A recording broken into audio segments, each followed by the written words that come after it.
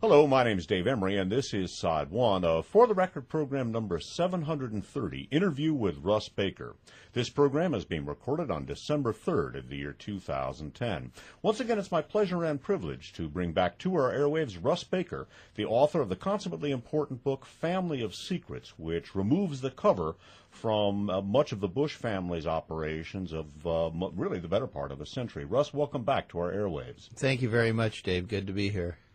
Well, back in May and June, we recorded 6 one-hour interviews about Family of Secrets, and I think we did a good job of synopsizing. It might seem like a silly word to use for 6 hours of broadcasting, but given the formidable, deep amount of information in Family of Secrets, I think that's really all we did was to give a good overview of the book. There's an awful lot there to discuss. In the time since then, I'd be interested to get your reaction about the book itself as a phenomenon. Any thoughts in that regard? One of the things that struck me, and one of the reasons that particular question comes to mind, is the fact that, for example, you talk about the Kennedy assassination and tie the elder George Bush and a number of other political figures, mainstream political figures, into that event. Students of the event know that, but your book discusses that, and yet it has gotten acceptance in circles that normally look askance at any discussion of topics that are deemed to be conspiracy theory. And it's one of the things I find remarkable about the book itself. Any thoughts about the book and it as a political event in and of itself? Well, none of it has been easy. It wasn't easy to get a publisher to commit to it. Several of them, of the bigger houses, expressed excitement about the material, but some small sense, at least, of terror of actually publishing it. So we were lucky to get a good publisher, and then we did experience the kind of a blackout when it first came out. We were told that I would be on all kinds of major network programs, television, radio, and excerpts in major magazines and so on. And then one after another, those windows closed. And so, but you're right. We have managed a certain amount of mainstream acceptance, and I think that's probably due to a combination of reasons. One is that I've been laboring as a professional journalist for quite a few years, and have developed, I guess, some reputation as well as relationships with people in the business who are perhaps more mainstream than I am. I've also been published over the years in many name brand publications and electronic media. And so I think that was a factor. Also, just I try to be very, very careful in the way that I do my work. And so most everything in Family of Secrets is footnoted. I tried always to include to name the sources and so forth. And so I think that helped. And then I think some of the endorsements are more kind of generalized endorsements of the body of work and larger than just the book, but my work over the years.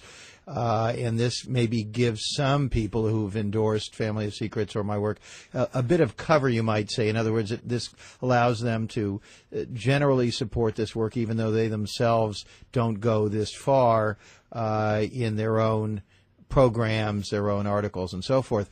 And then we did have a few nice reviews from print publications. And then, as I say, more and more as this keeps happening, people become increasingly comfortable. And, we put out this recently, this terrific video. You can watch it on our website, familyofsecrets.com, or if you go on YouTube, we've set up a YouTube channel. You type in www.youtube.com/Family of Secrets, all together with no spaces, Family of Secrets.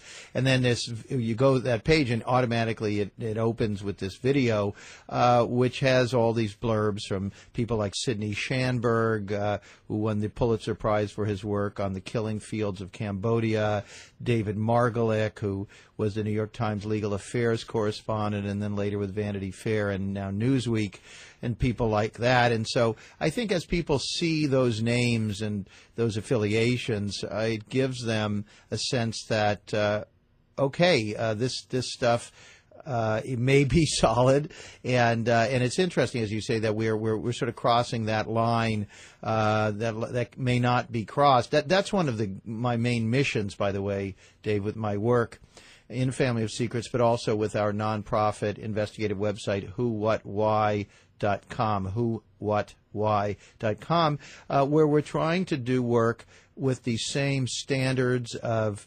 agnosticism and open-mindedness and balance that the mainstream media at least claims to attempt. And so I think we stand apart from a lot of the things, a lot of the efforts that go into these areas that you see particularly on the Internet, where people don't even make there's not even any pretense of trying to really get to the bottom of things, but rather there seem to be agendas in play. One of the things that was really striking to me about Family of Secrets, and that is in developing this same theme, in addition to approaching a number of topics, especially the assassination of President Kennedy, which are normally viewed as off-limits, and the people who dare to cross into that territory are simply viewed as untouchables, in effect, as creatures who were simply unacceptable, and I use the term creatures advisedly, and yet you did cross into that territory. Another thing that I think was significant about the book, and that is that you broach the issue of, well, throughout Family of Secrets, the Bush family, both generations, not only, well, really more than two, but the Bush family are seen as deeply involved with the intelligence community, and just about everything they do is inextricably linked with intelligence operations. You also have taken that and explored its logical conclusion in something that's become an ongoing reality, and that is the use of covert operation, the use of intelligence methodology to control political process here in the United States. Any thoughts on that as we look back on the recent midterm elections? Yes, I mean, I think it has gradually dawned on me in the 2 decades plus that I've done journalism, the extent to which so much of the system that we take for granted was actually rigged right from the beginning against the majority. And, back in the early 90s when I did investigative cover stories for the Village Voice, I was already starting to find that as I looked at things like disaster relief nonprofits that turned out to be something else, run by George H.W. Bush's college roommate, and it turned out that seemed to have some connections to Iran-Contra and maybe weapons running, all sorts of other things. And so I said, so all of these institutions that we take for granted, that we're told, this you can give your money here if you want to help out in the case of the earthquake in this country and the flood in that one and so forth. And so that already back then I was seeing that, but my eyes were really opened in the 5 years I spent researching Family of Secrets to a whole other degree of this, and that was, as you say, the domestic side. And as I began tracing all of these individuals, many of whom, some of whom you've heard of, many of whom you haven't. And that's one of the reasons I think Family of Secrets is both a challenging and a sort of invigorating read, is because of all of these characters that are brought in that are new.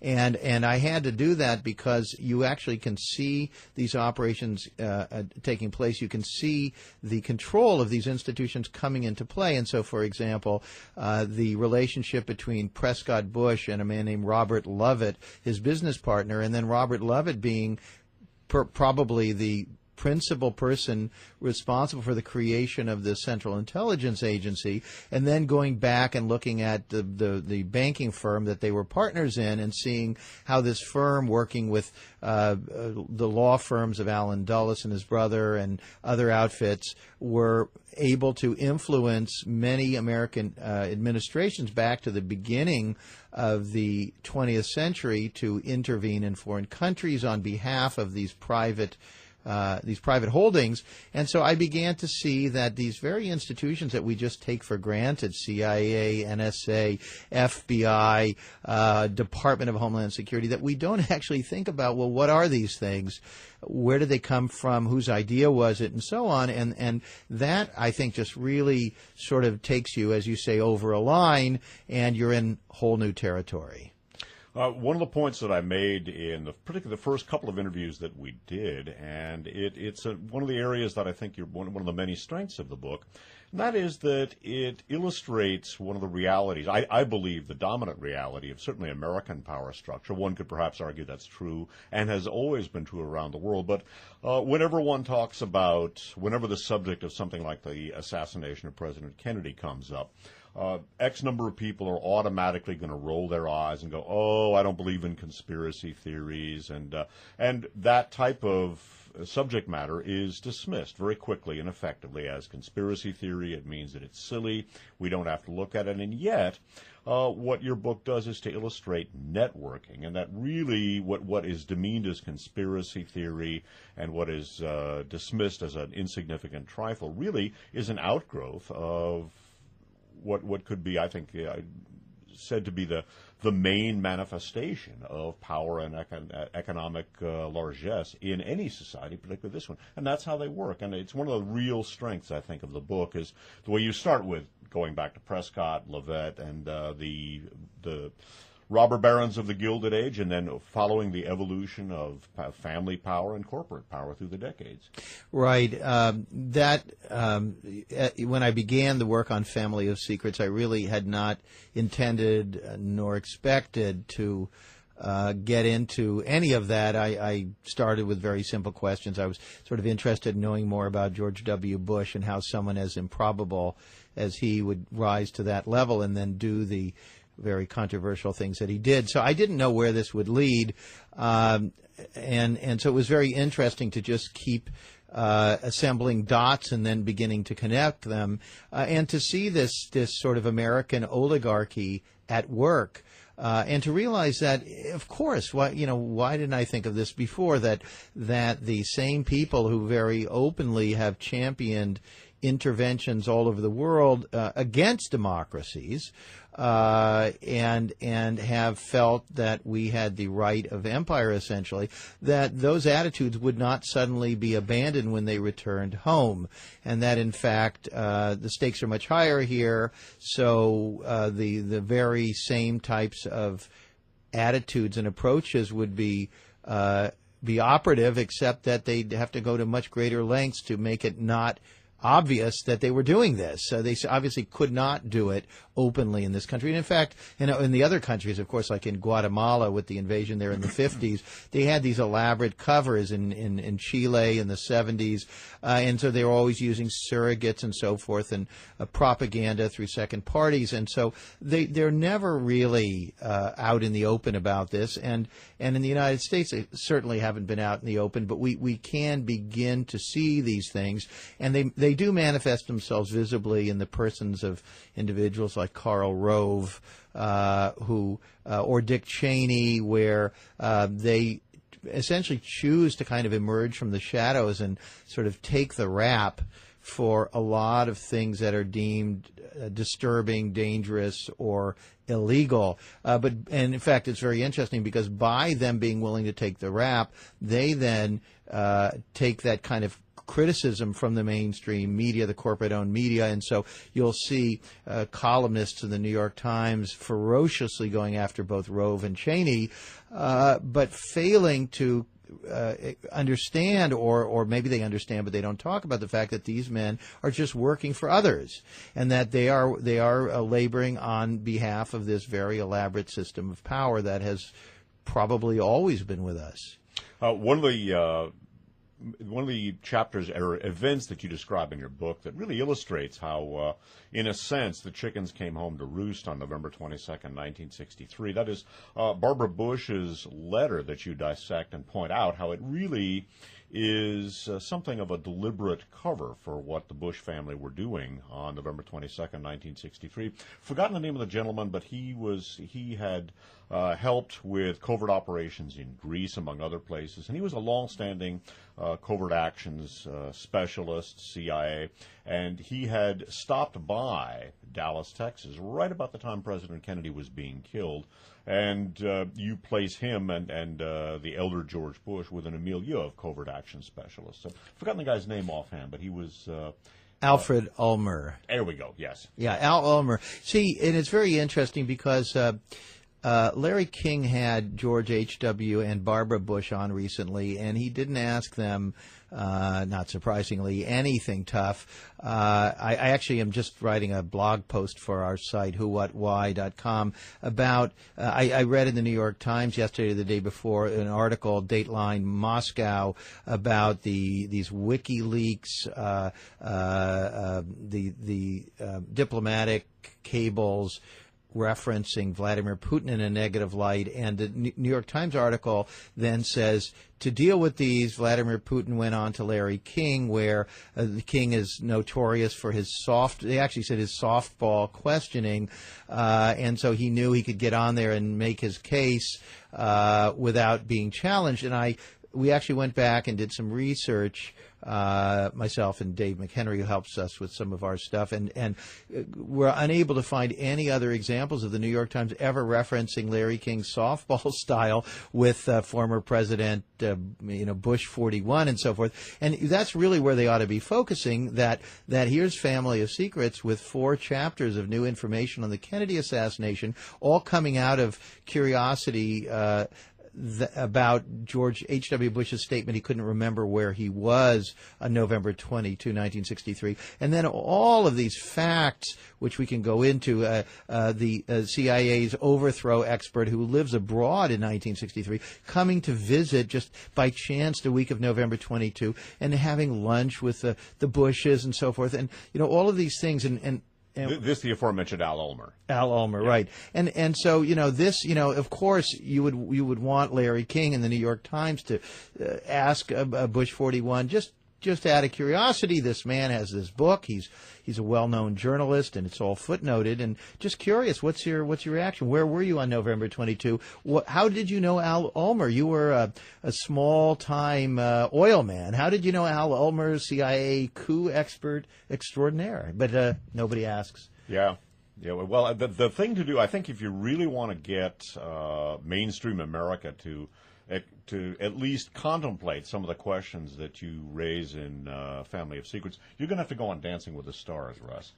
I think I'm thinking about that. I've got an inquiry into the Palin family to see if we can do some sort of a duet of sorts. Yeah, it actually brings to mind, obviously, I'm kidding to an extent. Actually, I'm kidding, period. But it brings to mind one of my favorite quotes from author Edith Wharton, who noted that, quote, "A frivolous society can only achieve dramatic significance through what its frivolity destroys."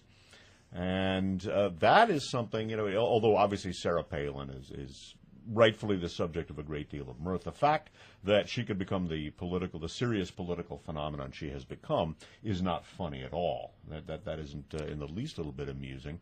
It is, in a sense, when you undertook to write Family of Secrets, I take it as a given that there was an element of confusion. Like, how does somebody like George W. Bush, who clearly was not qualified to be president of the United States and who basically played true, he botched his presidency, how does he become president immediately after his failed presidency and after the complete failure of free market economics? Yet that same ideology is once again coming to the fore, and it should, I think, cause people to ask questions. It's past a point mystifying. I think that we are failed in the question-asking department on almost everything. I'd love to have the time to look more into Sarah Palin and whether this is just simply, another pretty face, because we know that she doesn't bring a lot of insight into the world or policy vision or anything else. She's not a tremendously good speaker or debater or what have you. And so what is that we're looking at other than her physical looks? And I don't see such a great job being done of that by the media. So I would say almost anything you want to talk about, Homeland Security, what is it? What's the real value of these gropings and full body scans and so on? I just was listening to the radio up here in the Bay Area the other day, and somebody was talking about at-risk youth and how by not funding programs for them, we actually increase the danger to ourselves so vastly much more than we ever face a danger from foreign terrorists. So there's no kind of thoughtful balancing out of risks. Nobody's really looking into these things. Bill Clinton recently observed that we're in a, quote, fact-free, unquote, political environment, which I would suggest that that's been true for a long time. And I think one of the things that Family of Secrets does is to go back and to haul a great deal of subject material into the investigative spotlight that generally has been dismissed, as I've indicated, as, oh, that's silly conspiracy theory, who cares about that? One of the things that you point out in Family of Secrets is the way that the power structure you're looking at has enabled itself through generations. In other words, the elder George Bush got a lot of impetus from people around him, from his ancestors and from the institutions that caused them to thrive. He then obviously helped George W. Bush to prosper and set the stage for his rise to power. And that generational manifestation is one of the things that obviously has brought us to the situation we're in. Talking about the lack of commentary, you mentioned that Politico.com is actually done by the son of a major George W. Bush supporter. Which guy was that? Joe Albritton. He had been involved with, I want to say, was it Riggs Bank? It was one of these banks in Washington that was involved with Saudi money, and there were investigations of it, and I believe some consequences.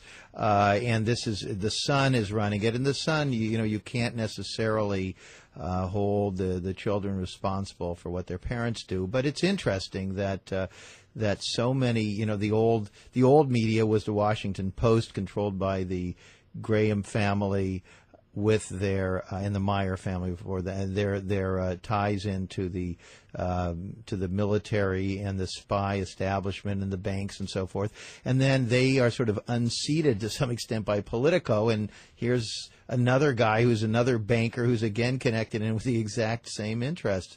And I say that, I mean, I was delighted to actually write something recently for Politico, a fairly narrow piece that did not go into 90-some% of the revelations of Family Secrets, but nevertheless they let me at least talk about George W. Bush and his book and say some other things. And I think there's some good people working there, but you're pointing out just this issue of ownership and control, and I think that is an important one to study.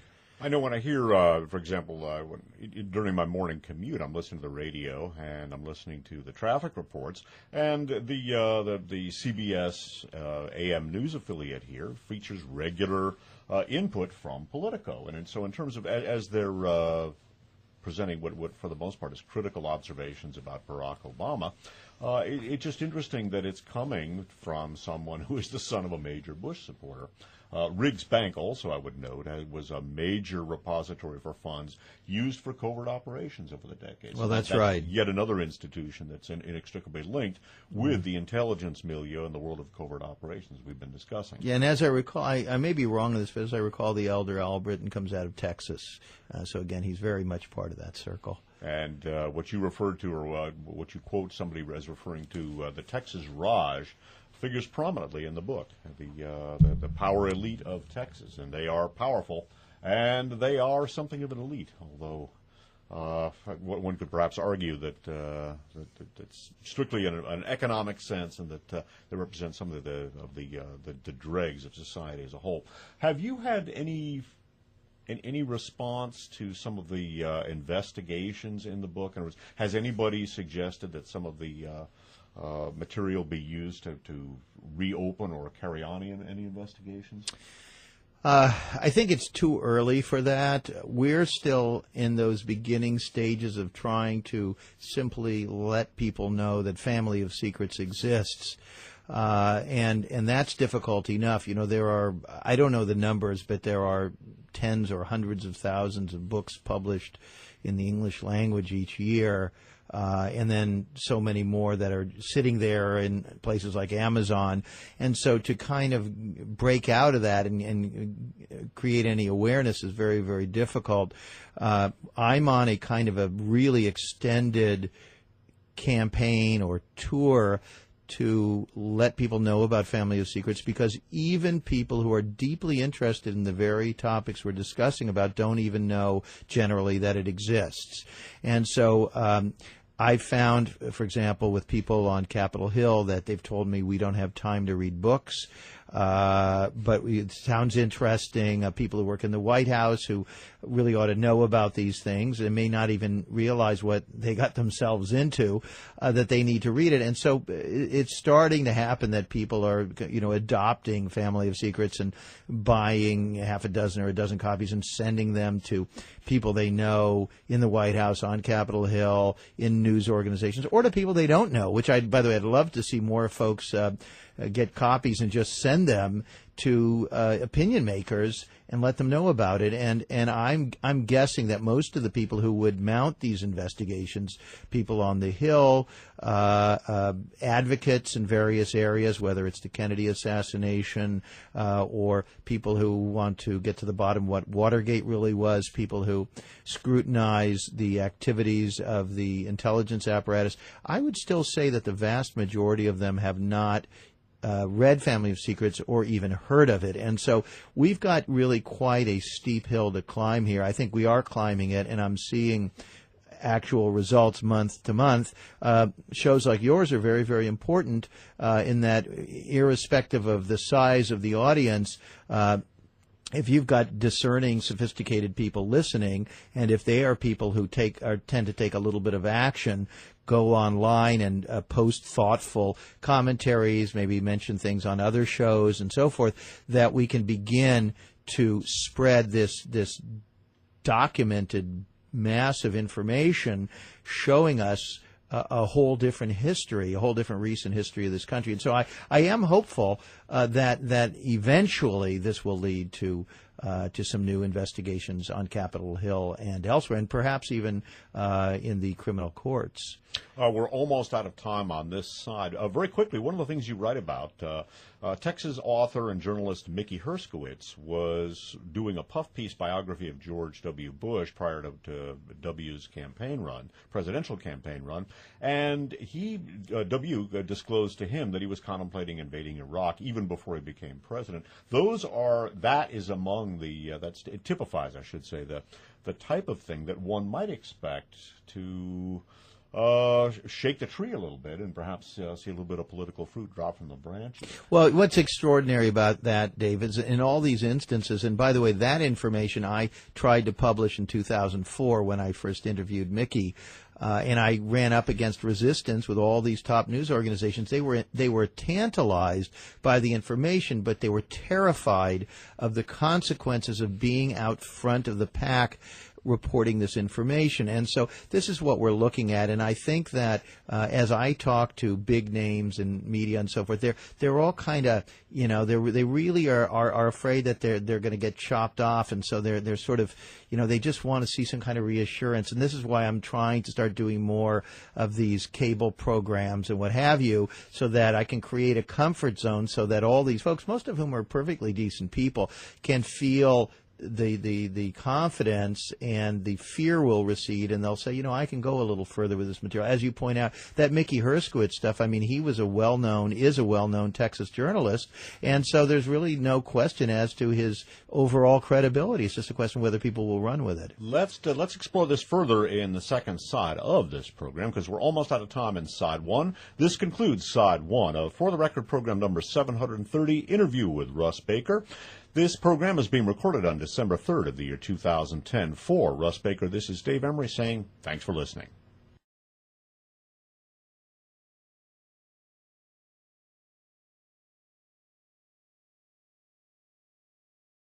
Hello, my name's Dave Emery, and this is Side 2 of For the Record program number 730, Interview with Russ Baker. This program is being recorded on December 3rd of the year 2010. Once again, it is my pleasure and privilege to bring back to our airwaves Russ Baker, the author of the consummately important, recently published Family of Secrets. Everything you need to know, but probably didn't know about the Bush family through the generations. Russ, welcome back to our airwaves. Thank you very much. Just like to mention, Dave, the subtitle on the paperback edition of Family of Secrets, which is The Bush Dynasty, America's Invisible Government, and the Hidden History of the Last 50 Years. I'd like to ask you, and maybe this is too subjective a point to really pin down, but in discussing the fear that some of the more mainstream news organizations and people affiliated with them appear to demonstrate with regard to approaching something. For example, we were talking about Mickey Herskowitz, the Texas author and journalist, who learned from George W. Bush that he was thinking about invading Iraq in the late 1990s. When you say fear, do you get the feeling that they're afraid physically, or is it professional retribution? They simply lose their job and will then become blacklisted and thereby unable to earn, or is it a little of both? I mean, I think it's mostly the latter. I think that it's a concern professionally, and people say to me all the time, "Listen, I'd love to do more, but the reality is I have a mortgage and I have kids in college, and I'm no use if I don't have a job. I do what I can." I hear this all the time. I've heard this throughout my career, and they say, "I admire you being an independent journalist, but that's very, very tough, and most of us can't do that." And so, I mean, I think this is true of all these people, plus the fact, of course, that they get all the status that goes with being a well-known, say, television anchor or what have you, and tremendous income. I mean, it's not just that they would be sacrificing a lot to or risking their survival to give it up. It's that they would be giving up a very lavish lifestyle. So there are two sides to that. But in any case, I think that there is a notion that you just can't talk about these things. And we see this. I mean, look at what happened with Bill Maher when he said that he didn't think the correct term to apply to people who would strap bombs on and blow themselves up was coward. And it was basically, that was a matter of semantics. He wasn't endorsing them in any way, but there he was forced off the air. And the Dixie Chicks and on and on. And so there are real consequences for even that kind of speech, which I think is much less controversial, actually, than reporting out these facts about a living ex-president and the very, very bizarre set of circumstances surrounding his inability to remember where he was on November 22, 1963. You're talking about many, many football fields away from where people comfortably want to reside. Of course, it is said that everyone who was of the age of consciousness remembers exactly where they were and what they were doing at the time they heard President Kennedy had been shot. Of course, the elder George W. Bush, the gentleman to whom you were referring, was certainly of the age of consciousness, and CIA headquarters is named after him. So the notion that he would not have remembered where he was when he was in the immediate vicinity is simply not credible. You made the reference to Bill Maher, and there was a political comedian who couldn't say that he launched the genre, but Mort Saul, who was a political comedian of considerable, and who, by the way, is still gigging. Yeah, I saw him not too long ago in New York City. Yeah, and he was actually one of Jim Garrison's investigators. He was looking into the Kennedy assassination, and in his autobiography, Heartland, he asked the question, how many lies can you allow yourself to believe before you belong to the lie? And as we look at journalistic organizations and many other professional institutions that have a difficult time moving in the direction that they should, simply because of the fact that the bread is buttered on the other side, it raises an interesting question about whether it's too late. Mort Saul then asked, is it too late for America? And I think that's a question that one would certainly wind up asking after reading Family of Secrets. One of the things, too, that I was struck by in reading the book, and that is let me ask you, do you think at this point that an American election should necessarily be seen as a psyop, as a psychological operation? My research for Family of Secrets showed me that those elections that I looked at all had the earmarks of some degree of covert intervention. And I would say that it was either in elections or it was during the presidency of the person who was elected. That would apply to Obama. That would apply to Clinton, to Carter being denied re-election. to the election of Reagan and H.W. Bush, certainly George W. Bush, and in Family of Secrets, of course, I go into great lengths about what happened to CBS News when they went after Bush on his military service, or I guess I should say non-service, or missing service, and what happened to Kerry with the Swift boat veterans and so on. And, I mean, there's a very fine line between what you would call kind of normal hardball, PR advertising methodologies and actual covert operations. I don't think there actually is any real distinction if these operations involve a kind of inherent dishonesty and a desire to move the public in a direction that it runs counter to their interests and to confuse and deceive them. I think it's all sort of the same thing. In fact, if we go back in the history of advertising and publicity to people like Bernays, we see that they worked very closely with these covert entities in addition to doing the same kind of things for private companies. Yeah, there's a book called The Science of Coercion by Christopher Simpson. It's called Communications Research and Psychological Warfare, 1945 to 1960. And one of the things he points out is the extent to which communications research as an academic discipline and psychological warfare are inextricably linked and really evolved hand in hand in the post-World War II period. One of the things I've wondered about, have you had any... In your discussion of both the swift boating of John Kerry and also the deep sixing of Dan Rather when he began looking into George W.'s military record, both could conceivably lead to investigations and possibly even the prosecution of some of the apparent malefactors. Have you had any? Has there been any feedback in that regard? Have you had anybody offered to look into either of those?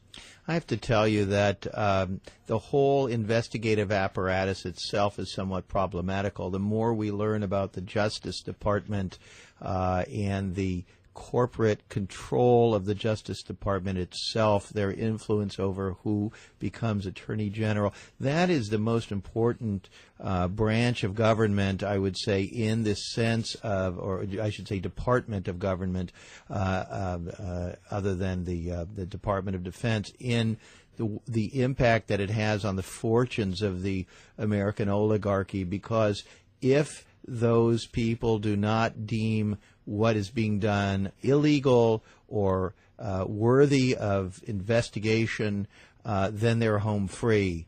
And so this is something that has to be neutralized, just as in historically in great American cities, the organized crime immediately wanted to neutralize the police chief, the chief of detectives, the head of the vice squad, and so on.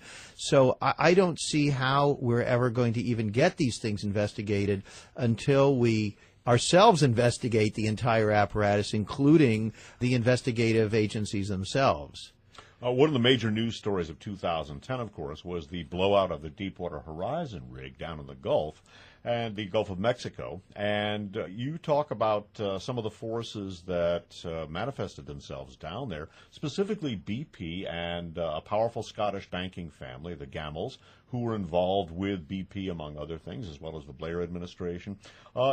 We've talked about that. We talked about that in the 6 interviews that we did, but I wonder if you'd review that for us, because with that, with BP so much in the news, I think it's very interesting to contemplate this Scottish banking connection and also petroleum connection to the Bush family. Yeah, I mean, there were these different strands I followed that ended up coming together when you went back far enough. And, for example, I just was curious about that close relationship and friendship between George W. Bush and Tony Blair, which surprised, I think, everyone, because Blair was labor and he was seen as sort of a liberal and a smart guy and so forth, and he was seemingly very close with Bill Clinton, and then along comes George W. Bush, and they're even closer. So I just wanted to know more about that, and as I went back, I wanted to know, what was the beginning of that relationship, and it turned out that they'd been introduced by this fellow Bill Gamble, Scots, who's in the oil business, and then I found that Gamble knew both of them since he was young, and he went to prep school, so-called public school, with Blair in Scotland, and he went to and they were friends of the Bushes. In fact, George H.W. Bush, when he was supposedly in the oil business, was Zapata offshore, something I show in Family of Secrets appears to have been an intelligence cover, but he would travel to places like Scotland, and they would stay with the Gamels on their sheep farm, and he would bring young George W. along, essentially, I think, teaching him the real family business. And so there they are mixing with the Gamels. I have a quote in Family of Secrets where one of the employees of the banking firm that the father runs chuckles and says, we were thought of as the CIA station in Scotland. And then I find the great-grandfather was involved with the post-war occupation, World War II, very close with Averell Harriman, who was a business partner of the grandfather Bush, Prescott. And so all of these relationships go way back. Blair is something different from a different class and so forth, but he shows up in the mix. He's friends with this Gamble fellow, who's friends with Bush, and he says, this guy's okay, you can work with him. And then we start seeing all these other consequences. We see Gamble gets into the oil business. They fund a couple of generations of Bush's enterprises in Texas. They themselves get some help with some of their attempts to lease offshore off of India. And then we see British Petroleum in the picture, and we see how Tony Blair was so favorable to British Petroleum. They practically owned his government, and his own cabinet was just stocked so heavily with BP people. And then other people of his, when they left, they went and joined BP. And so when we then see this disaster off of the Gulf Coast with BP involved, and we see Halliburton also involved, another company that had been in the orbit of Bush companies. We begin to get a sense that all these people know each other. How did they end up getting the contracts, the right to, how did they know to bid on this particular property, that this was going to be so lucrative, how beat out the others? How does all of this work? And I started looking into it, and I saw, we don't look into, let's say, the assigning of drilling rights very well. We don't look into how it is that certain companies know which one to bid on. We don't look into any of these things, frankly.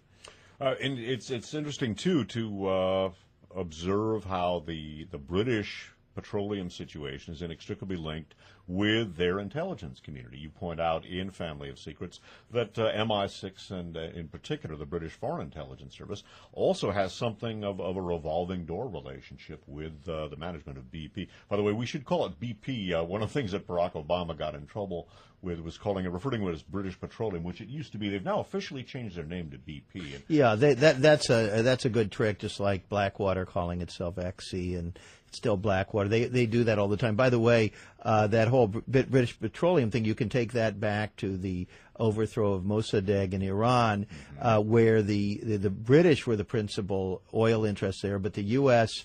Went in and helped them out, helped them get the Shah in there. And by the way, one of the key architects of that was a fellow named Kermit Kim Roosevelt, the grandson of Theodore Roosevelt, a high CIA officer. And then you see in Family of Secrets, he leaves and he joins, I want to say, I think it was Gulf Petroleum, Gulf Oil. And then when H.W. Bush, who's in the private oil business in the late 50s, and he puts a rig off of Cuba prior to the Bay of Pigs invasion, he's doing that at the behest of Gulf Oil with Mr. Kermit Roosevelt on the board. So I'm sure these are all coincidences, but they're pretty intriguing. It's interesting too that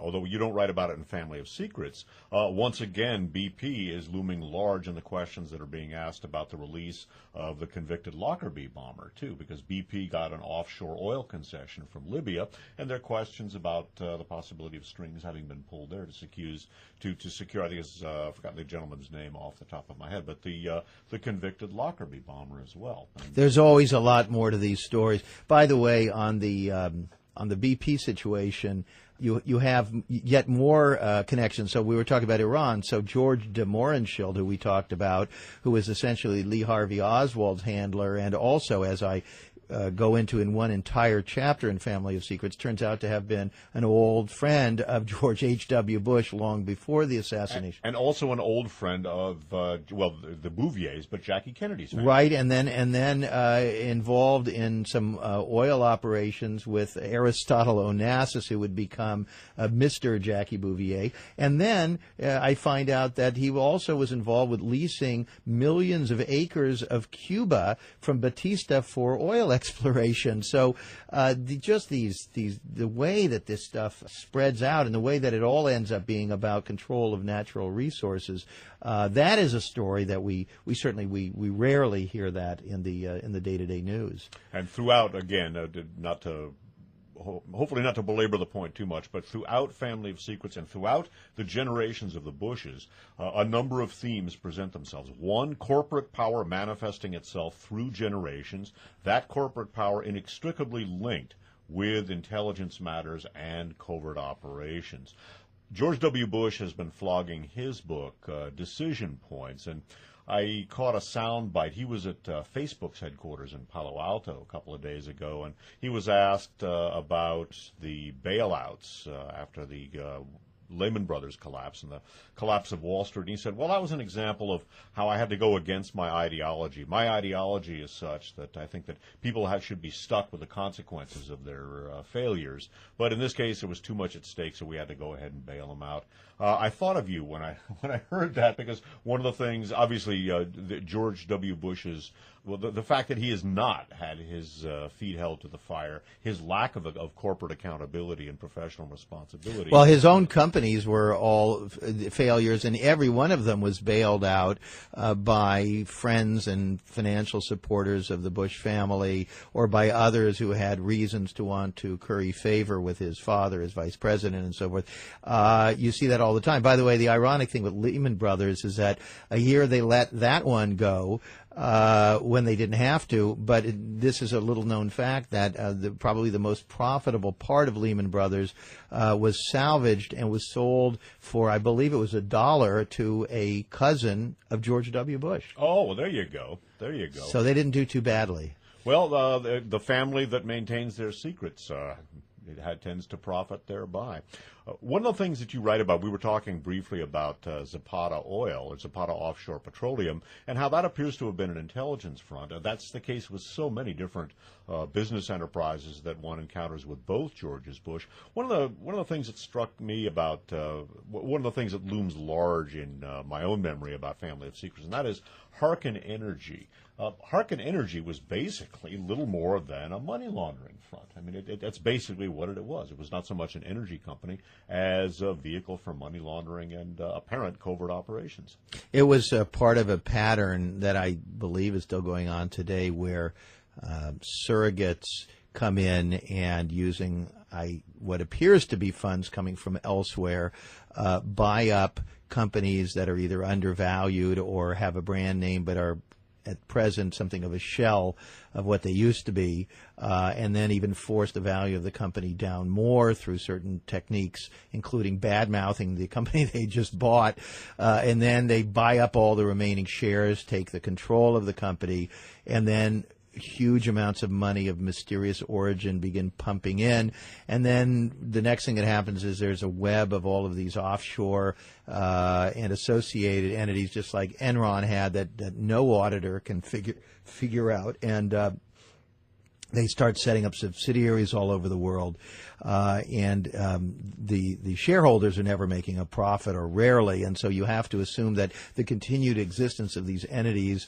is for some other purpose than the profit taking of the investing public. By the way, you see that with other companies, and in Family of Secrets, I interview a guy named Bob Gow who worked for Zapata Offshore, and then later had his own kind of strange globe-girdling company that didn't make any money, and he was an employee of Bush 41, and he was the employer of Bush 43, and he talked proudly about how they went all over the world setting up these accounts so they could move the monies in such a way as to avoid taxes, and because these companies were not profitable, it didn't make any sense to me that they'd even have any incentive to do that. He left it at that, and the rest is for people to speculate as to why. After the Wall Street collapse, of course, one of the things that has dominated economic news, and that is the exponential increase in the price of gold.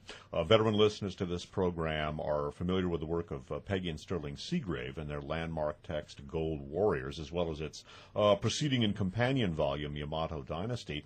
You not only reference Gold Warriors, but one of the things that looms large, again, in Harken Energy, with the Harvard, I've forgotten what the investment arm of Harvard University is formally called, but inextricably linked with the world of covert operations, Harken Energy, the Bush family are basically gold warriors. There's a lot of gold bullion and apparent speculation involved with that tangle as well. Yeah, this was all new territory to me. In fact, one of the things I always try to make clear is that I was not what you would call a JFK assassination buff. I didn't suspect that there was more to Watergate. I didn't know much of anything about gold. So I went into all of these things simply just asking general questions and following them wherever the trail went, collecting information. The gold story you refer to in Family of Secrets in a chapter called the quacking duck. If it walks like a duck and it talks like a duck, and it was about this strange Harken energy. And the more I dug into it, the more it pointed toward gold, and all these roads led back very intriguingly, and you could write a whole separate book on this, to World War II and Douglas MacArthur's intelligence operation, Poppy Bush's role in World War II, and all these different figures, including the man who ends up being the head of the Harvard Board of Overseers, probably the single most powerful person at Harvard University, who directs tens of millions of Harvard's investments into this little unprofitable Harken. He turns out to have served with General MacArthur in the war. The man who buys Harken Energy, a lawyer from New York, his father turns out to have been based in the Philippines all of his life, an American close to Ferdinand Marcos, and before that, General MacArthur. This is Alan Quasha, right? Right, and his father, William Quasha. So these are these fascinating things. It all flows back to gold, and then you start seeing Quasha and some of the other guys being put on things like the American Express Gold Fund, other gold funds, and it's hard to know what to make of it, but it certainly looks like something. And when you put that together with the work that the Seagraves and other people have done about the manipulation of gold supplies, one really does come away with the impression that there is some vast cache of gold somewhere that has been around for at least since the end of World War II, and that has been doled out over the years to fund unauthorized covert operations worldwide. Was it Robert Stone? He was the fellow. Robert G. Stone. Robert That's G. Stone, right. Yeah. and himself with many intelligence. And his brother connected with the Central Intelligence Agency. And then I found Robert Stone involved in a little obscure Texas company with Tom Devine, the CIA officer who was involved with H.W. Bush in setting up Zapata offshore. So all of these, if you were to do one of those those online, they have the muckety website with all the links and stuff. The links here would create quite a dense spider web. Again, the term networking, not conspiracy theory, but networking, which carries a very different onus to it. In addition to the Gamels and Harken Energy, you go into a number of other things. Well, let me. We got about 5 minutes left here. As we contemplate the economic wreckage in the latter part of the book, you muse about just what exactly we have been left with. Obviously, George W. Bush was not qualified to be president. You explored how somebody like that got to the position he got to, and you also ruminated a bit about what he left behind for all of us. Perhaps in the next couple of minutes, I wonder if you would share some of your thoughts with us about where we are now and looking back on the Family of Secrets and the things they've done. What are some of your thoughts in that regard? Well, I find myself questioning more and more almost everything that I see in the news, wondering whether we couldn't do a much better job of examining the institutions that are central to our lives and our being. I mean, so many people. I had lunch the other day with an ex-intelligence officer, a good guy, by the way, and there are a lot of good people working in these things, simply only saw what he saw and has no greater understanding of the enterprise of which he was part. And I think we all fail to see the larger enterprise of which we're part. I don't think we see the companies we work for and the implications of what they do and what they stand for. I don't think we fully understand the elections that we take part in. I don't think we give nearly enough thought to the entire economic system in this giant, to me, now I'm no expert in economics, but looks to me to be basically a giant legalized gambling apparatus that wreaks havoc with all of our lives, with our mortgages and our homes and our, our pensions and what have you, that we're in a kind of a crazy dream almost, that really nothing makes any sense. And by the way, I do want to kind of end this on a positive note and say that this may sound like a kind of a paradox, but I enjoy what I do. I love looking into these things. I can tell you do. You seem to be generally, I guess, I don't know you well, a contented person. And looking into these things and trying to come to terms with our individual existences and then how we fit into the larger thing actually is a kind of an ennobling and empowering phenomenon. And it is the first step on the road to getting control of our lives and our world. And I talk to people all the time, and they say, "Well, gee, I'm demoralized. What can I do? Somebody said to me, I want to stick my head in the sand like an ostrich." And I say, "Well, you do that, and somebody comes along and kicks your behind." Mm-hmm. So that's not the solution. But just merely the act of wanting to know more about how things work is in itself a ticket to a happier, more fulfilled life. And also, as we become equipped with knowledge, we spread that to others. And certainly you do that, and you play a very important role, Dave, in doing that in your station as well, and the stations that carry this show. But we all have this capability to really transform the world, because almost everything bad and everything good that has happened in the world began with one person. And so I truly believe that anybody, particularly as long as the Internet remains unregulated and we can all get on there for free and do things, we have the capacity to learn and then educate others and to begin this crucial process of taking back this thing, if we ever had it or if we never had it, to take it and to start fashioning it into a kind of world in which we want to live. One positive thing about the age in which we live, and that is the technology that permits a person to acquire and then in turn communicate information. A lot of people ask me, well, I believe what you're saying, but what can I do about it? There is nothing that people can do about it that would be more effective than A, getting Family of Secrets, reading it, understanding it, and then take little portions of the book. It's 600 pages long. Go on the Internet, communicate little passages. You can go on talk shows and spread the word, but get the word out, because basically if people are going to act effectively, they can only do so when they have the right information. And that is an absolute prerequisite. Tell them about your website, Russ. We're almost out of time. Sure. The website for the book is familyofsecrets.com.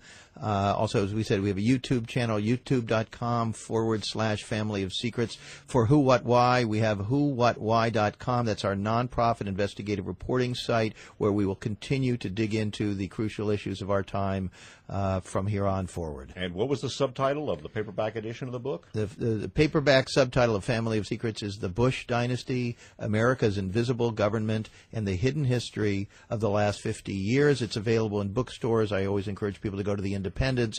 The chains have it as well, and you can get it online from all your favorite sources. It's available also as an e-book. And For the Record programs 711 through 716 are 6 one-hour interviews with Russ Baker about the book. It'll give you a good overview of the material that's in it, and those are permanently archived both on the SpitfireList.com website and on WFMU's website as well. This concludes For the Record program number 730, Interview with Russ Baker. This program has been recorded on December 3rd of the year 2010. For Russ Baker, this is Dave Emery saying thanks for listening.